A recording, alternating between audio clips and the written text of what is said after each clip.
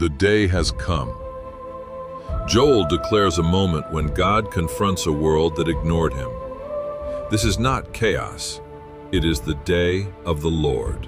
Wave after wave came, stripping everything away.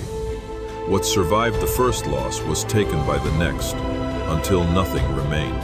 The priests were called to mourn. Worship fell silent. Grief replaced celebration. Because this was a warning. What began as locusts moves like an army, relentless and unstoppable. Before them, nothing escapes. Then God speaks with mercy. Return to me. Not torn garments, torn hearts. Judgment was announced, but repentance was still open. God promised more than survival. He promised restoration. What was lost would not be the end.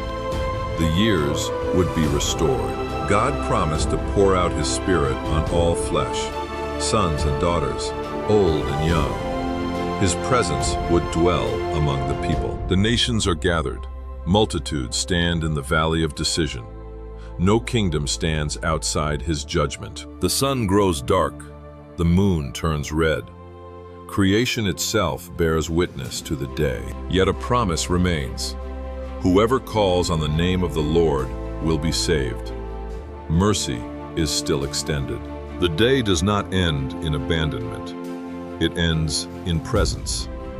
The Lord dwells among His people. Like, comment, and share if you believe.